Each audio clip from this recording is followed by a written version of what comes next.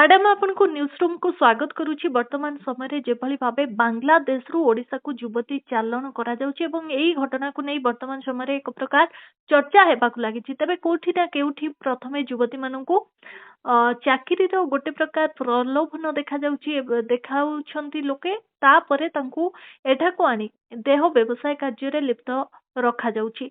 तबे एई घटना को आपण जने समाज सेवी हिसाब रे किभली देखुछंती एवं एई घटना समाज को एक प्रकार की प्रभाव पकाउछि कोन कहिबे मैडम? धन्यवाद। एटा आजिर घटना नुहे, बहु जुग जुगरु एटा आसीछि। एटा खूब लज्जाजनक, यह एक विश्वव्यापी घटना। सारा विश्व रे यह घटी चलीछि। हमर इंटरनेशनल लेबर ऑर्गेनाइजेशन 2022 रो रिपोर्ट होउछि जे 50 million human trafficking world wide human trafficking हुए पर डे 50 मिलियन। तेणु से भितर विभिन्न जगार गोटे जगार आउ गोटे जगह को गोटे स्थान आउ गोटे स्थान को आमर माने मानव चालान जोटा आमे कहूचु मानव चालान होउची। ता सहित बहुत अवस्था खराब होउची महिला मानकर। तार कारण होउची जे चाकरी ना रे आ विवाहर प्रलोभन दे जोटा कि आमर ह्यूमन ऑर्गन पाई जो ह्यूमन माने मनुष्यर जो ऑर्गन ट्रांसप्लांट पाई भी लोक मानन को विभिन्न आलो देखै प्रलोभन देखै ए काम करा जाउची। आ पाई गोटे व्यक्ति आज कटक रो जो घटना घटी बांग्लादेश रु ओडिशा को आसुचंती, कटक रो जो घटनाटा घटी आमे सेटा को आमे चिंता करूचंती, किंतु या गोटे व्यक्ति रो काम नुहे, एटा गोटे ग्रुप रो काम नुहे, एटा गोटे विश्वव्यापी गोटे रैकेट आ पछरे काम करूची। आ एटा समस्तंक गोचर रे अछि, नुहे जे माने सरकार जानि नाहंती कि एटा नुआ हेला बोली कि जानुचंती। एटा सरकारंकर दृष्टि रे थाई कि करा जाउची। काहे कि ना जेते बेले पंचायत स्तर रो लोक माने जाउचंती, जे महिला माने पुरुष लोक माने भी जेते बेले बाहर को जांती काम ना रे विभिन्न क्षेत्र रे काम करिवा पई हो कि जे कोनोसी जगह को जीवा पई ता पई गोटे हमर अछि ओडिसा रे अछि पंचायत स्तर रे हमर रजिस्ट्रेशन करी कि जीवार अछि, लेबर ऑफिस रे रजिस्ट्रेशन करी कि जीवार अछि। तेणु एटा माने रजिस्ट्रेशन होउनी जोथि पई कि आम पाखरे भी तथ्य नाही। एटा केवल बांग्लादेश रो समस्या नुहे जे बांग्लादेश रो गोटे झियो आसी कि ओडिसा रे एई भली असुविधार सम्मुखीन होला। एटा गोटे विश्वव्यापी समस्या। आउ ए समस्या महिला मानक क्षेत्र रे अत्यधिक दुर्भाग्यजनक। कहीं ना महिला को मिछ कही चाकरी ना रे मिछ कही नहीं तांको जो देह व्यवसाय रे लिप्त करा जाए। आ तापर सेमानकर अवस्था तो न कहिले चले।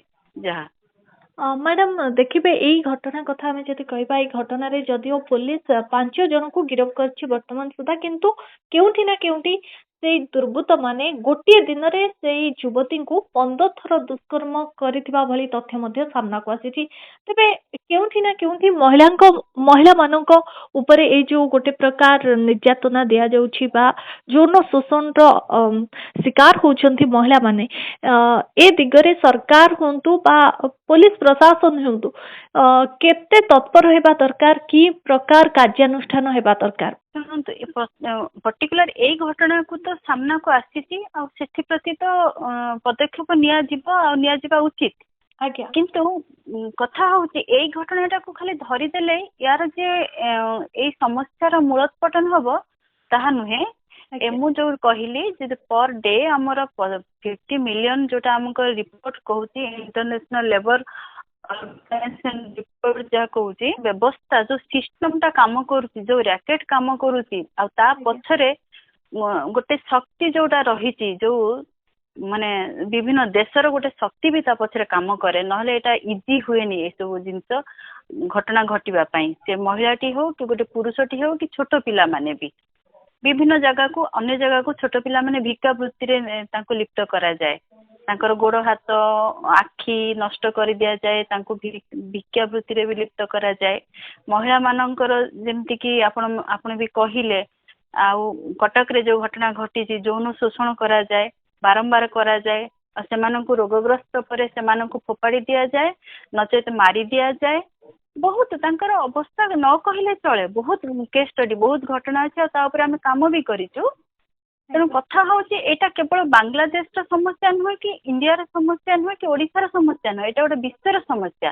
ଏଥିପାଇଁ ସାରା ବିଶ୍ୱରେ ଗୋଟେ ଆନ୍ଦୋଳନ ହବା ଦରକାର। ଏଥିପାଇଁ ସମସ୍ତ ସରକାରୀ ବ୍ୟବସ୍ଥା, ସବୁ ଦେଶର ସରକାରୀ ବ୍ୟବସ୍ଥା ଆଉ ତାଙ୍କର ଆଡମିନିଷ୍ଟ୍ରେସନ ଏ ପ୍ରତି, ପୋଲିସ ପ୍ରଶାସନ ଏସବୁ ପ୍ରତି ସଜାଗ, ଆଉ କେମିତି ଏଟାକୁ ବନ୍ଦ କରାଯିବ ସେଥିପ୍ରତି ସଜାଗ ହବା ଦରକାର।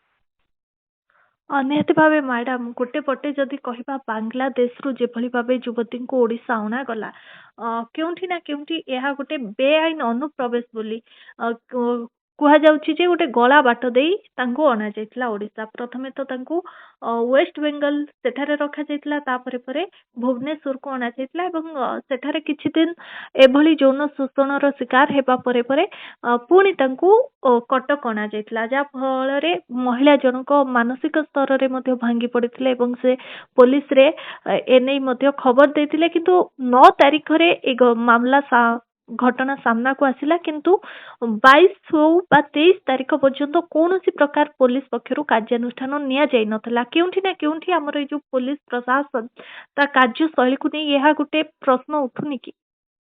ନିଶ୍ଚିତ ଭାବେ ମ୍ୟାଡାମ, ମୁଁ କହିଲି ଯଦି ଆମେ ଯଦି ଏଥିପ୍ରତି ସଜାଗ ଥାନ୍ତୁ, ଯେତେବେଳେ ଗୋଟେ ମହିଳା, ଗୋଟେ ଝିଅ, ଗୋଟେ ଶିଶୁ ଯେତେବେଳେ ଗୋଟେ ଜାଗାରୁ ଆଉ ଗୋଟେ ଜାଗାକୁ ଯାଉଛି, ତାର ଯେକୌଣସି କର୍ମକ୍ଷେତ୍ରକୁ ଯାଉଛି, କି ଗୋଟେ ଦେଶରୁ ଅନ୍ୟ ଦେଶକୁ ଯାଉଛି, ଗୋଟେ ଜିଲ୍ଲାରୁ ଅନ୍ୟ ଜିଲ୍ଲାକୁ ଯାଉଛି, ସେତେବେଳେ ଆମର ଯୋଉ ସରକାରୀ ବ୍ୟବସ୍ଥା ଅଛି, ସେଇ ଯୋଉ ରିପୋର୍ଟିଂ କରିବା ବ୍ୟବସ୍ଥା ଅଛି, ସେଥିପାଇଁ ସରକାର ସଜାଗ ନୁହନ୍ତି। ଯୋଉଥିପାଇଁ କି ଏ ଘଟଣା ଘଟି ଚାଲିଛି, ଆଉ ଜଣାତାର ଘଟି ଚାଲିଛି, ଏଇଟା ଅଜଣାତାର ଘଟିନି। ଏଇଟା ବାହାରକୁ ଆସିଛି ଯେତେବେଳେ ବହୁତ ଅସୁବିଧା ହେଇଛି। ଝିଅଟି ରାସ୍ତାରେ ବୁଲିଛି, ତାକୁ ଅଣା ହେଇଛି ବୋଧେ, ଆଉ ସେ ଝିଅଟି ଯେତେବେଳେ ଷ୍ଟେଟମେଣ୍ଟ ଦେଇଛି। ତେଣୁ ଏଇଟା ସବୁ ଟ୍ରାଫିକିଂ ହେଉଥିବା ଝିଅ ମାନଙ୍କର ସମସ୍ତଙ୍କର କାହାଣୀ ହଉଛି ଏଇଟା ଗୋଟେ ମୋ ପାଇଁ ନୂଆ ନୁହେଁ। ଏଇଟା ଆମ ପାଇଁ ଯୋଉମାନେ ପ୍ରକୃତରେ ହ୍ୟୁମାନ ଟ୍ରାଫିକିଂ ଆଉ ମହିଳା ଶିଶୁ ଚାଲାଣ ପାଇଁ କାମ କରୁଛନ୍ତି, ସେମାନଙ୍କ ପାଇଁ ଏଇଟା ନୂଆ ନୁହେଁ। ଆଉ ଏଇଟା ଆମକୁ ଆଶ୍ଚର୍ଯ୍ୟ ଏଇଥିପାଇଁ କରୁନି, କାହିଁକି ମତେ ତ କରୁନି, କାହିଁକି ନା ଏଇଭଳି ଘଟଣା ବହୁଳ ଭାବେ ଘଟୁଛି, ଏଇଟା ରିପୋର୍ଟିଂ ହଉନି, ଲୋକ ଲୋଚନକୁ ଆସୁନି।